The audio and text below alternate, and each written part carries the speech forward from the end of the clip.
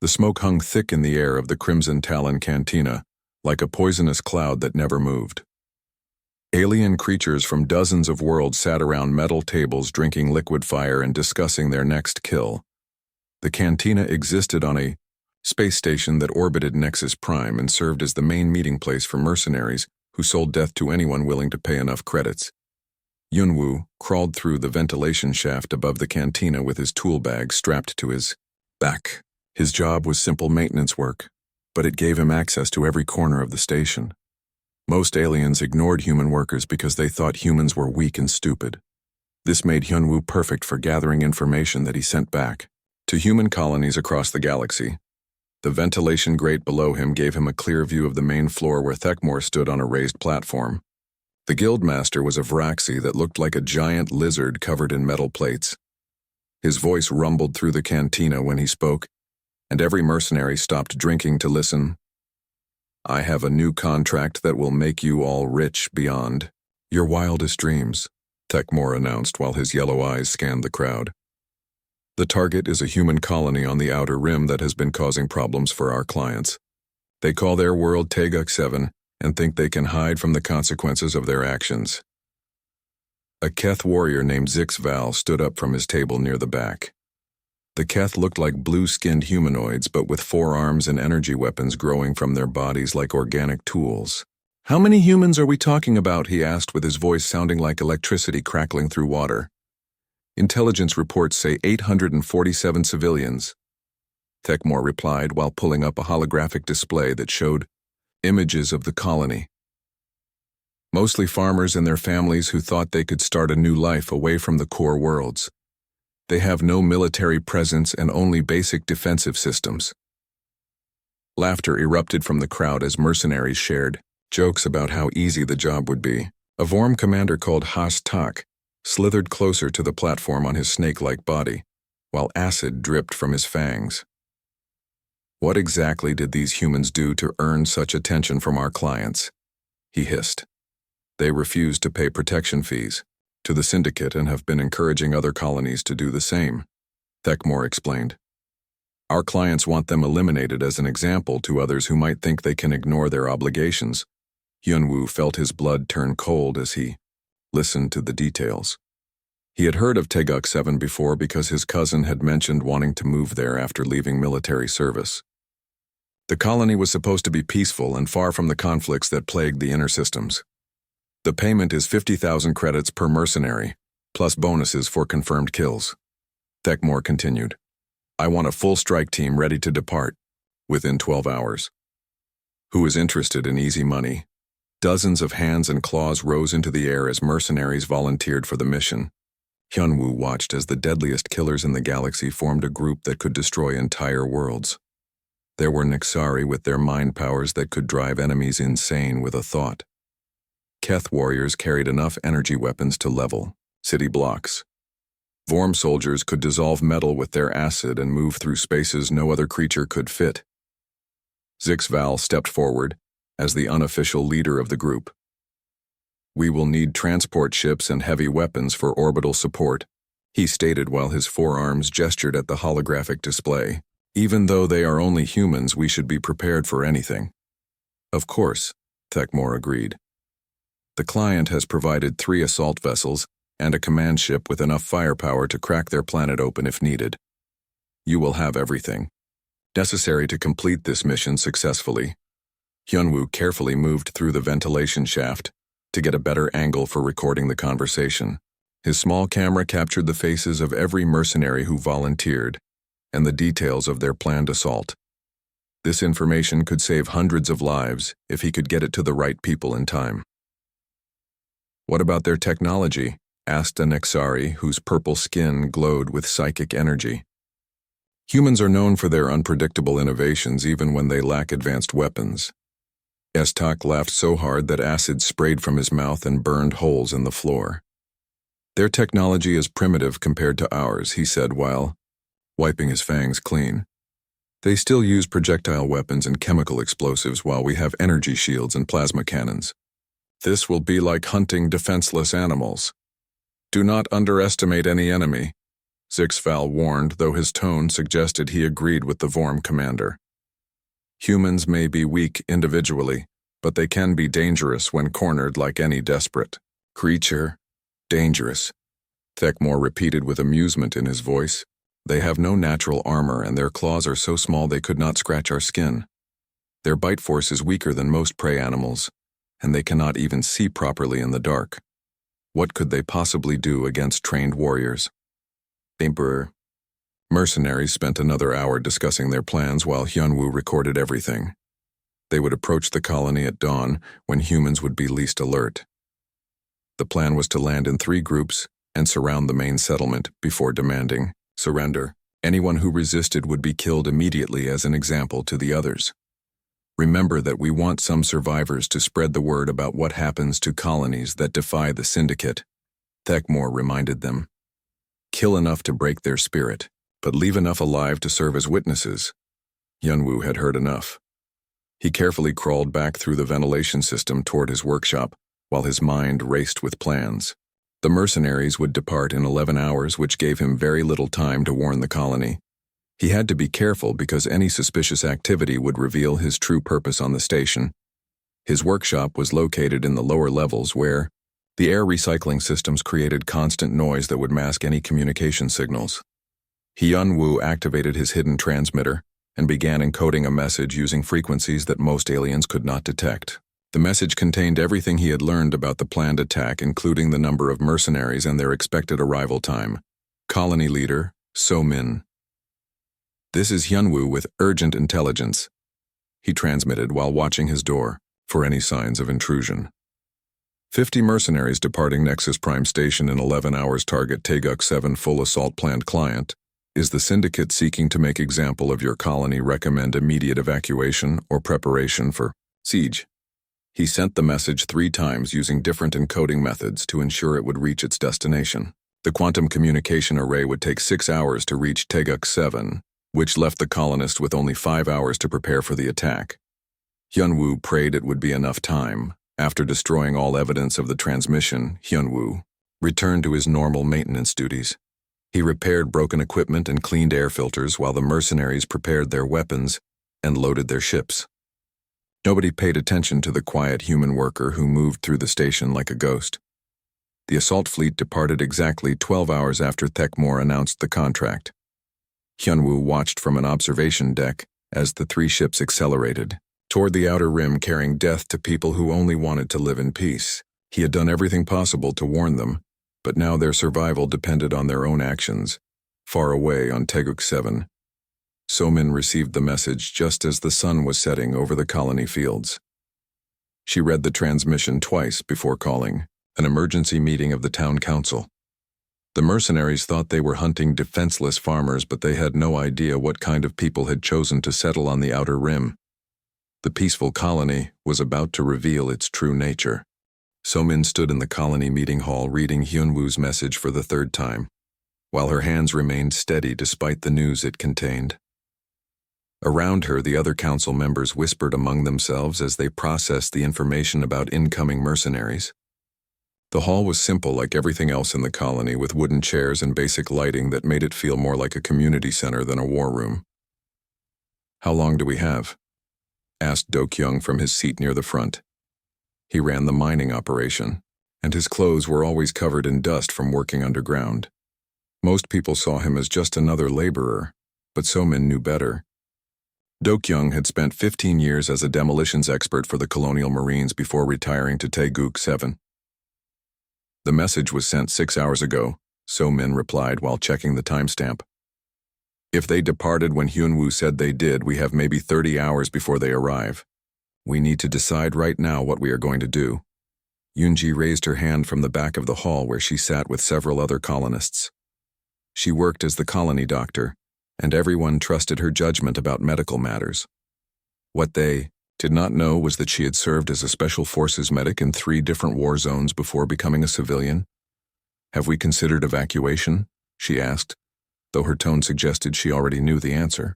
"We could load the transport ships and be gone before they arrive." "And go where?" Do-kyung responded while shaking his head. "Every human colony in the outer rim will be watching to see what happens here.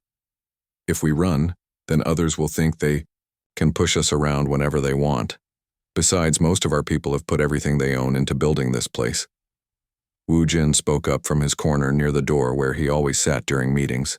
He maintained the colony transport ships and had a reputation for being quiet and practical. The transports could maybe carry 200 people if we packed them tight, he said. That leaves over 600 colonists with nowhere to go. So-min looked around the room at faces she had known for 3 years since the colony was founded. These people had come to Teguk 7 to escape the violence and corruption of the inner systems. They wanted to grow food and raise families in peace, but the galaxy would not leave them alone. There is something else you all need to know, So-min said while walking to the front of the hall. I have been less than honest about my background, and I suspect others here have been doing the same thing. Before I came to Teguk 7, I was a strategic planning officer for the Colonial Defense Force. I retired after the Kepler campaign when I got tired of watching good soldiers die for politicians who cared nothing about them. Murmurs filled the hall as colonists looked at each other with new understanding. So-min had always been a natural leader, but now they knew why she seemed so comfortable making difficult decisions under pressure. I think it is time for all of us to be honest about who we really are, she continued. We came here seeking peace, but our past experiences may be exactly what we need to survive the next few days. Duke Young was the first to stand up. Colonial Marines demolition specialist for 15 years, he said simply. I know explosives better than anyone in this sector, and I have been mapping every tunnel and cave system within 50 kilometers of the colony. Yoonji rose from her seat next. Special Forces medic with experience in unconventional warfare, she stated. I know how to keep soldiers fighting when they should be dead, and I understand the weaknesses of every major alien species in the mercenary guilds. Wu Jin remained seated, but spoke louder than usual. Navy pilot for 12 years, flying everything from fighters to assault ships, he said. I retired after my squadron was wiped out at the Battle of Centauri Ridge, but I still remember how to make things explode in space. One by one, other colonists revealed their true backgrounds. Former infantry soldiers who had become farmers, retired intelligence officers working as teachers, ex-special forces operatives raising livestock, communication specialists managing the colony network, engineers who had built fortifications disguised as irrigation systems. So-min felt a grim satisfaction as she realized the mercenaries had chosen the wrong target. How many of you want to fight? She asked the assembled group. Every hand in the hall went up without hesitation. Then we have work to do, So-min announced. Dukyung, I want you to prepare defensive positions around the colony using everything you learned in the Marines. Yoonji, start gathering medical supplies and set up treatment areas in secure locations. Wu Jin, get our transports ready for combat operations. The meeting broke up as colonists hurried to their assigned tasks. So-min remained in the hall reviewing tactical maps while the sun set outside the windows. She had hoped never to plan another military operation, but the mercenaries had forced her hand. Meanwhile, the assault fleet traveled through hyperspace toward Teguk 7, while the mercenaries prepared their weapons and discussed their plans. The command ship was larger than the others and contained sophisticated sensors for gathering intelligence about their target. Zixval stood in the briefing room studying holographic images of the colony while other mercenaries gathered around him. The Keth warrior had led dozens of similar operations and knew exactly how to break civilian resistance quickly and efficiently. The settlement is built in a valley surrounded by hills, he explained while pointing at the tactical display. We will land our ships here, here, and here to form a triangle around their main buildings, standard intimidation formation to show them they have nowhere to run. Istak coiled his serpentine body near the display controls. What about their defensive capabilities? He asked while studying the images. Even primitive settlements usually have some kind of protection. Basic energy shields around the residential areas and a few automated defense turrets. Zixval replied dismissively. Nothing that our weapons cannot penetrate in seconds. The intelligence reports suggest they rely mainly on their isolation for protection, rather than military hardware. A Nexari named Vel Chris floated near the ceiling using her psychic powers to hover in the air. Have we confirmed the number of targets? She asked with her mental voice echoing in everyone's minds. I prefer to know exactly how many minds I will need to break. 847 according to the latest census data, Zixval answered. Mostly families with children, which means they will surrender quickly rather than risk civilian casualties. Humans are predictably protective of their offspring. The mercenaries laughed at this assessment because they had seen it proven true in countless operations. Human colonies almost always surrendered when threatened with harm to their non-combatants. It was a reliable weakness that made contracts against them extremely profitable. What is our timeline? Asked another mercenary from the back of the room. We drop out of hyperspace at dawn their local time, Zixval replied. The humans will be sleepy and unprepared for combat operations. We surround the colony, demand surrender, and eliminate anyone who resists. The entire operation should be complete within 4 hours. Thekmore had provided them with detailed files about human physiology and combat capabilities. The reports made it clear that humans were among the weakest species in known space when it came to direct confrontation. They had no natural weapons or armor and relied entirely on tools to survive. Remember that humans are persistence hunters, Shistak noted while reading from his datapad. They are not built for quick, decisive combat like we are. Their strategy is to wear down enemies over long periods of time. We will not give them that opportunity. The mercenaries spent hours reviewing their equipment and discussing contingency plans for various scenarios. They had plasma weapons that could melt through metal barriers, personal shields that could deflect projectile attacks, armor that made them nearly invulnerable to anything humans could throw at them. None of them considered the possibility that the intelligence reports might be incomplete or that a peaceful farming colony could be anything other than what it appeared to be on the surface. The assault fleet dropped out of hyperspace just as the first rays of sunlight touched the surface of Teguk 7. From orbit, the planet looked peaceful with green continents and blue oceans that reminded the mercenaries of dozens of other worlds they had attacked. The human colony appeared as a small cluster of buildings in a valley surrounded by agricultural fields. Zixval stood on the command bridge watching the tactical displays while his forearms moved across different control panels. The sensors showed exactly what the intelligence reports had promised. One settlement with basic infrastructure and no signs of military activity. No orbital defenses or hidden weapons platforms. Just a simple farming community that was about to learn the consequences of defying the syndicate. All units prepare for atmospheric entry, he commanded through the communication system. Remember the plan. Land in formation, surround the target, and wait for my signal before engaging. The 3 assault ships began their descent through the atmosphere, while their shields glowed from the heat of re-entry. Each ship carried different types of mercenaries specialized for specific combat roles. The first ship held Keth warriors with their energy weapons and personal shields. The second carried Vorm soldiers who could move through tight spaces and dissolve obstacles with their acid. The third contained Nexari psychics who would break any remaining resistance after the initial assault. HAS TAC monitored the landing approach from his position in the second ship. Through the viewports he could see the human settlement growing larger as they descended toward the surface. Everything looked normal with buildings arranged in neat rows and paths connecting different areas.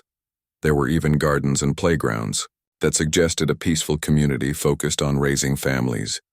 I see no movement on the ground, reported one of the Vorm soldiers. The humans appear to be hiding inside their buildings like frightened animals. Good, Hastak replied while checking his acid dispensers. Fear will make them easier to control when we begin the interrogation phase. Terrified civilians always surrender faster than brave ones. The ships landed in the predetermined positions forming a triangle around the main settlement.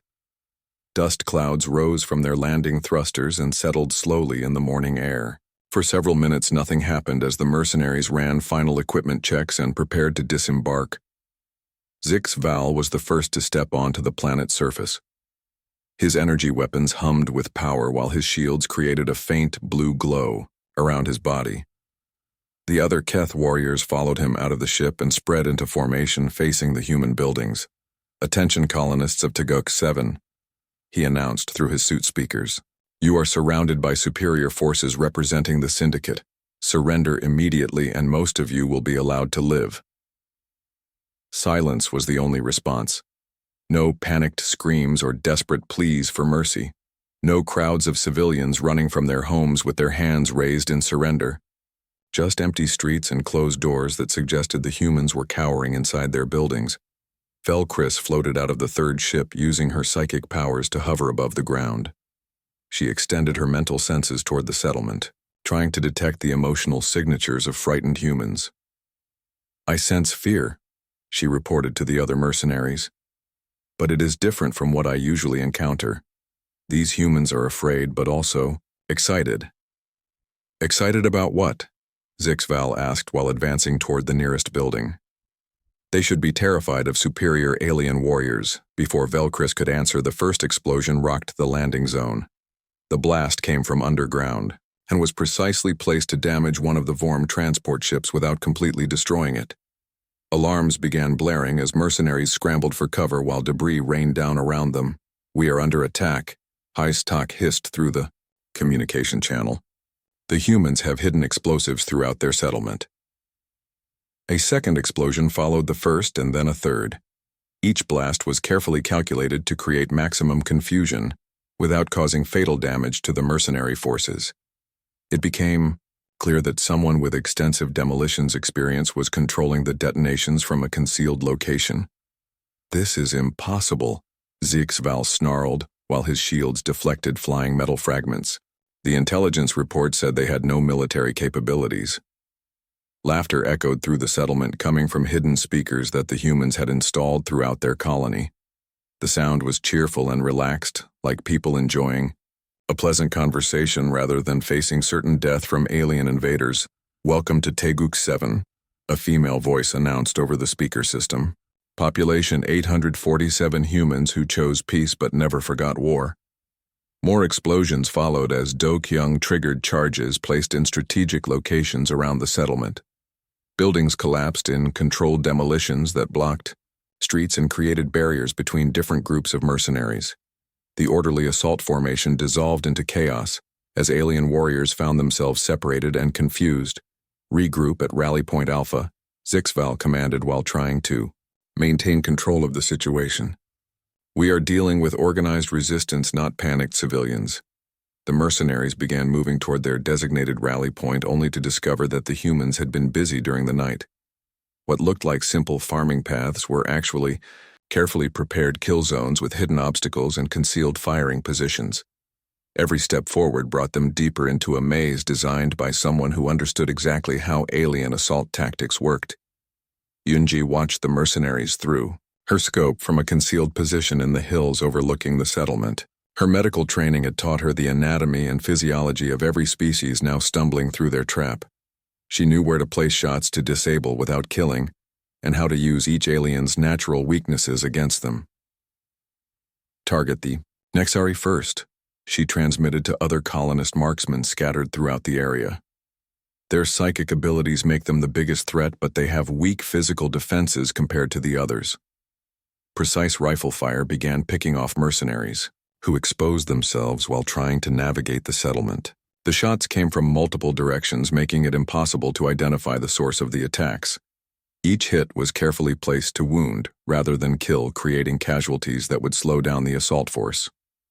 Velcris shrieked in pain as a bullet shattered one of her floating crystals and sent her tumbling to the ground. Her psychic powers flickered and failed as she struggled to maintain consciousness. Around her, other Nexari mercenaries suffered similar wounds that disrupted their mental abilities. "They know our weak points," she gasped through the communication channel.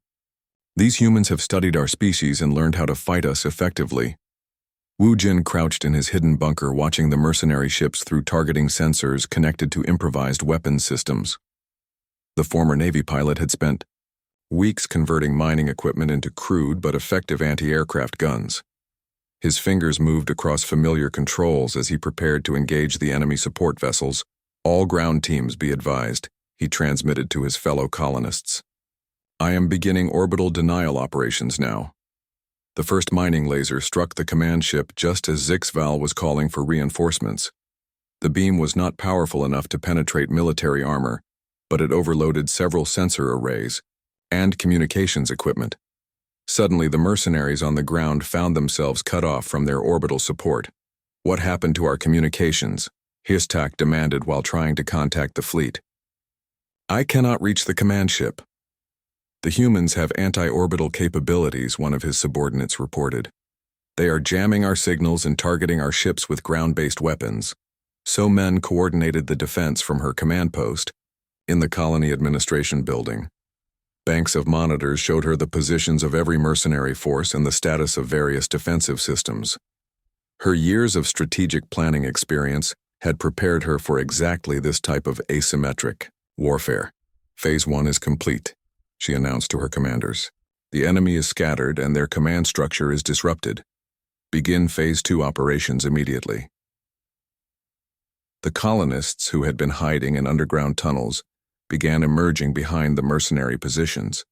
They moved through passages that Do-kyung had prepared months earlier, disguised as irrigation systems and utility conduits. Each group carried weapons and equipment suited for close-quarters combat in urban environments. Jae-ho led one of these teams as they approached a group of Vorm soldiers who had taken cover behind a damaged transport ship. The former Special Operations officer carried improvised explosives and close combat weapons designed specifically for fighting acid-resistant aliens. "Remember, these things can dissolve metal with their saliva," he reminded his team members. "Stay mobile and do not let them corner you in enclosed spaces." The battle for Teguk 7 was just beginning, and the mercenaries were starting to realize they had made a terrible mistake in underestimating their human opponents. 15 mercenaries had been captured or wounded in the first hour of fighting, and Hastak could feel panic spreading through his remaining forces. The Vorm commander had led successful assaults on dozens of worlds but never faced resistance like this. The humans were not fighting like desperate civilians trying to protect their homes. They fought like professional soldiers who had been planning this battle for months. "All units converge on Sector 7. Zixval ordered through the damaged communication system. "We will overwhelm their defenses with concentrated firepower and end this humiliation." 130 mercenaries began moving toward the center of the human settlement, where their sensors detected the largest concentration of enemy activity. They advanced in standard formation with energy shields raised and weapons charged for maximum destruction. The plan was simple: destroy everything in their path until the humans surrendered or died. Do-kyung watched them approach through his underground monitoring system. The mining tunnels beneath the colony were connected to sensors that tracked every movement on the surface. He had spent 3 years preparing for this moment and knew exactly where to place his final surprise. "Somin, they are massing for a major assault," he reported through his encrypted communicator. "I can stop most of them, but it will require collapsing the entire mining network." "Do it," she replied without hesitation. "Our people are clear of the blast zones." Do-kyung activated the master detonation sequence that he had hoped never to use. Tons of mining explosives detonated simultaneously in a carefully choreographed chain reaction that ran through every tunnel and shaft beneath the settlement. The ground shook like an earthquake as 3 mercenary dropships disappeared into newly created craters. The blast was so powerful that it registered on seismic sensors across the planet. Dust clouds rose hundreds of meters into the air while landslides blocked the valley roads. When the shaking stopped, 23 more mercenaries were buried under tons of rock and debris. "Impossible," Zixval screamed while his shields flickered from the concussion. "No civilian population has access to that much destructive capability." Yoonji emerged from her concealed position, carrying a medical kit filled with compounds designed specifically for alien physiology. Her special forces training had included extensive study of xenobiology and chemical warfare. She knew exactly how to incapacitate different species without causing permanent harm. "Time for the next lesson," she muttered while loading her chemical dispensers with precisely measured doses of paralytic agents.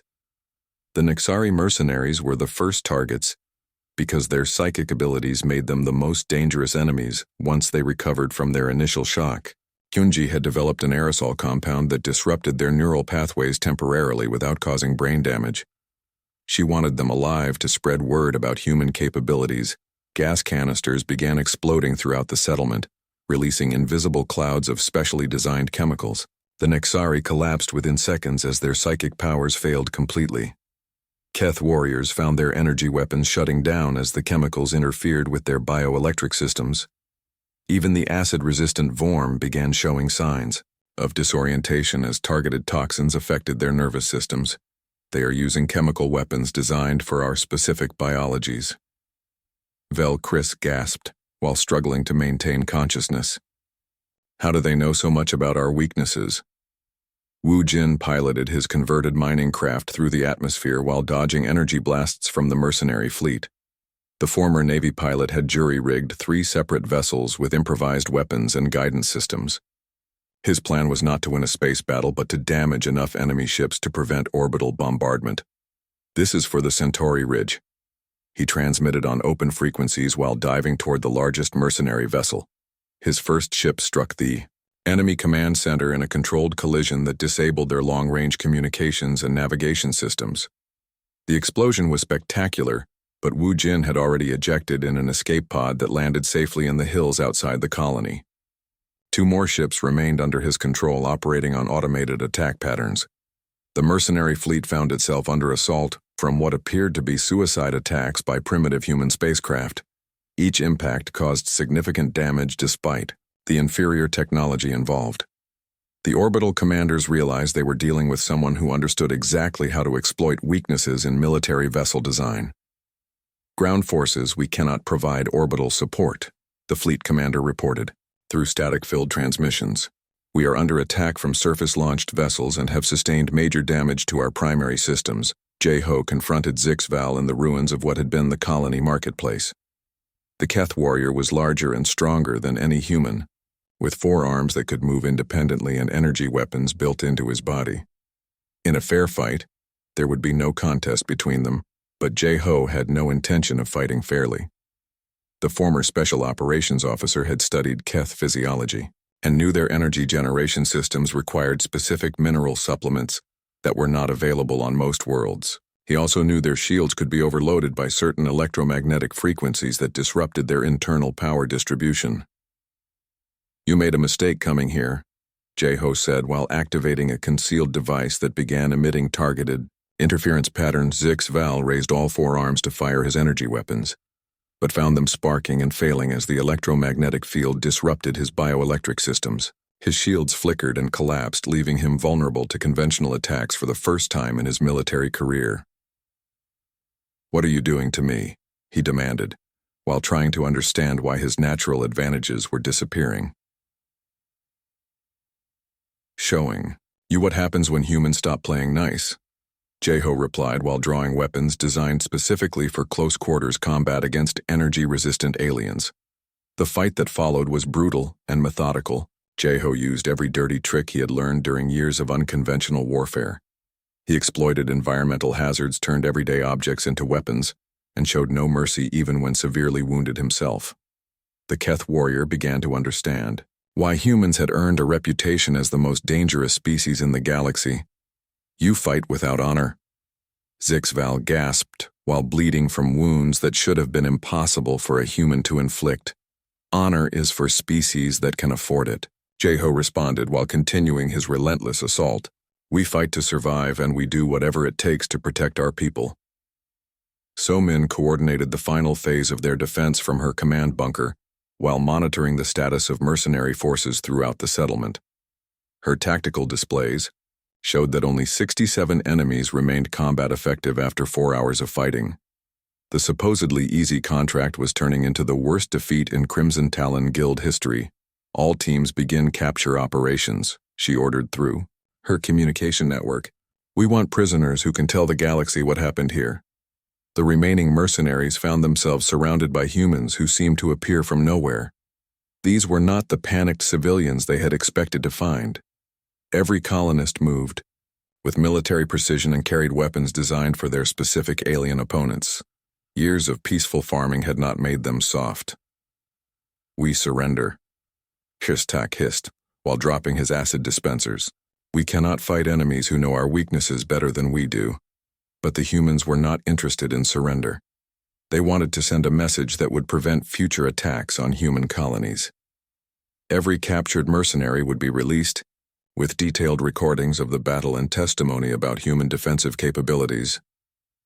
You came here expecting to find helpless farmers, Somin announced while standing over the defeated aliens. Instead, you found soldiers who chose peace but never forgot how to fight. Remember this when you consider your next contract against human settlements. The battle for Teguk 7 was over, but its consequences were just beginning. Word would spread throughout the mercenary guilds about the colony that turned elite alien warriors into casualties, using nothing but human ingenuity and determination. Yun Wu received the first reports while monitoring communications on the Crimson Talon station. His intelligence network had given the colonists the warning they needed to prepare their defenses. Now it would carry news of their victory to human settlements across the galaxy. 3 months after the disaster at Teguk 7, the atmosphere in the Crimson Talon Cantina had changed completely. The usual boastful conversations about successful raids had been replaced by hushed whispers and nervous glances toward empty tables. Many mercenaries had left the station entirely after hearing the reports from surviving members of the assault force. Thekmor stood behind the bar cleaning glasses with mechanical precision, while his yellow eyes tracked every movement in the cantina. The guildmaster had lost significant credibility when 50 of his best mercenaries were defeated by human farmers. Clients were canceling contracts and moving their business to competing guilds across the sector. The syndicate is offering double payment for any group willing to finish what we started, he announced to the nearly empty room. 1 million credits for the complete elimination of the Teguk 7 colony, plus bonuses for confirmed kills of their leadership. Silence greeted his announcement. The few mercenaries remaining in the cantina suddenly found their drinks extremely interesting and avoided making eye contact with their guildmaster. Even the promise of enormous payment could not overcome their fear of facing humans in combat. Estak coiled his serpentine body in the corner, where he had been drinking alone since returning from the failed assault. The Vorm commander had lost 30 soldiers under his command and barely escaped with his own life. His once proud bearing was replaced by nervous twitches and constant vigilance. "You want to know what I learned about humans?" he said loud enough for everyone in the cantina to hear. "They are not like other species that fight for territory or resources or even survival. Humans fight because they enjoy it. They turned their entire colony into a weapon designed specifically to kill aliens like us." A young Keth warrior named Tixval entered the cantina looking for work to support his family on the homeworld. He was the nephew of Zixval, who had died on Teguk 7, and wanted to understand what had happened to his uncle. The guild records showed only that the assault had failed with heavy casualties. "I want to volunteer for the human contract," he announced, while approaching Thekmor at the bar. "My family needs the payment, and I have no fear of these soft-skinned creatures." Laughter erupted from Hestak, who slithered closer to the young warrior. "Soft-skinned," he repeated while acid dripped from his fangs. "That is what we thought too. Let me tell you about soft skin that turns into armor when they decide to fight." The Vorm commander began describing the battle in detail, while other survivors added their own observations. They talked about explosions that came from nowhere, and chemical weapons designed to exploit alien biology. They described humans who fought with calculated brutality and showed no fear even when facing superior opponents. They knew exactly how to disable our psychic abilities. Velkris added from her position near the ceiling where she floated using damaged mental powers. Someone had studied our neural patterns and developed countermeasures that turned our greatest strength into a weakness. Their marksmen could place shots with surgical precision, another mercenary reported. They wounded us instead of killing us, so we would slow down their comrades. Every injury was calculated to cause maximum tactical disadvantage. Tixval listened to these accounts with growing unease. His uncle had been one of the most feared warriors in the guild with decades of combat experience and advanced energy weapons. How could humans with primitive technology defeat such a formidable opponent? What about their numbers, he asked. Surely they could not maintain such resistance with only 800 civilians. That is what made it so terrifying, Astak replied while his voice dropped to a whisper. We never fought more than 50 humans at any one time, but they seemed to be everywhere. They used tunnel systems and concealed positions to create the illusion of superior numbers while maintaining tactical advantage, Hyun-woo observed the conversation. From his hidden position in the ventilation system above the cantina, His intelligence network had been monitoring mercenary activities since the Teguk-7 battle, and the results were better than he had hoped. Fear of human defensive capabilities was spreading throughout the alien criminal underworld. The worst part was their laughter, Velcris added with a shudder that made her floating crystals chime softly. Even when they were wounded or outnumbered, they seemed to be enjoying themselves. What kind of species finds joy in combat against superior opponents?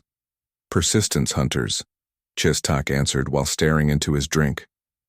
They do not fight to win quickly like civilized species. They fight until their enemy is completely broken, even if it takes years or decades. They never stop coming. The cantina fell silent as mercenaries contemplated the implications of facing an enemy that would never give up. Most alien cultures fought for specific goals and would negotiate surrender when those goals became impossible to achieve. Humans apparently fought until one side was completely eliminated.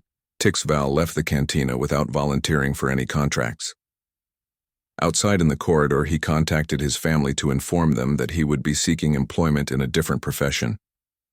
The stories he had heard convinced him that fighting humans was the equivalent of suicide. Similar conversations were happening throughout the mercenary guilds as survivors spread word about what had happened on Teguk-7. The battle recordings that Somin had forced the captured aliens to carry showed human tactical capabilities that most species had never imagined possible. On the colony world itself, life had returned to normal with one significant difference. The peaceful farmers now knew they could defend themselves against any threat the galaxy might send. New colonists arrived weekly seeking refuge on a world where humans had proven they would fight for each other. Somin stood in her rebuilt office, reviewing intelligence reports from Hyunwoo about mercenary guild activities across the sector. The attack on Teguk-7 had been intended to make an example of humans who refused to pay protection money. Instead, it had created an example of why humans should be left alone. The Crimson Talon Guild has dissolved, she read from the latest transmission. Thekmore was found dead in his quarters, apparently killed by former clients who blamed him for the failed contract. Most surviving mercenaries have joined other guilds or retired from active duty. Dokyung knocked on her door while carrying a data pad with mining reports. The demolitions expert had spent months rebuilding the tunnel systems that he had collapsed during the battle. His new designs included even more sophisticated defensive features in case they were needed again. The syndicate sent another message, demanding payment. He reported while setting the datapad on her desk. They are threatening to hire different mercenaries if we continue to refuse their demands. Let them try. Somin replied while looking out her window at the thriving colony. Word has spread about what happens to alien warriors who attack human settlements. I doubt they will find anyone willing to accept such a contract. Her prediction proved correct. Over the following months, multiple criminal organizations attempted to recruit mercenaries for operations against human colonies. Every recruitment effort failed as professional soldiers refused to face opponents who had demonstrated such devastating defensive capabilities. The battle for Teguk-7 became a legend that was told in cantinas and meeting halls throughout the galaxy. Each telling emphasized different aspects of human tactical superiority and the futility of underestimating their defensive preparations. Hyunwoo eventually uploaded the complete battle records to the Galactic Archives under a classification that would ensure widespread distribution. His report included detailed analysis of human combat psychology and recommendations for other species who might consider aggressive action against human settlements. The final line of his report became the most quoted passage in xenomilitary studies. Species assessment: Homo sapiens, threat level extreme. Recommendation: avoid engagement under any circumstances. Note: humans do not fight to win. They fight until their enemies no longer exist. Years later, when Tixval became a respected merchant trading peacefully with human colonies, he would tell his own children about the day he learned why mercenaries feared the soft-skinned species from the third planet of an unremarkable yellow star. His uncle had died learning that lesson the hard way. The galaxy was a safer place for humans after Teguk-7, but the price of that safety was the knowledge that peace could only be maintained through the constant threat of overwhelming violence. The colonists had chosen to leave war behind, but war had followed them to their new home. In the end, they had proven that you can take the soldier out of the war, but you can never take the war out of the soldier.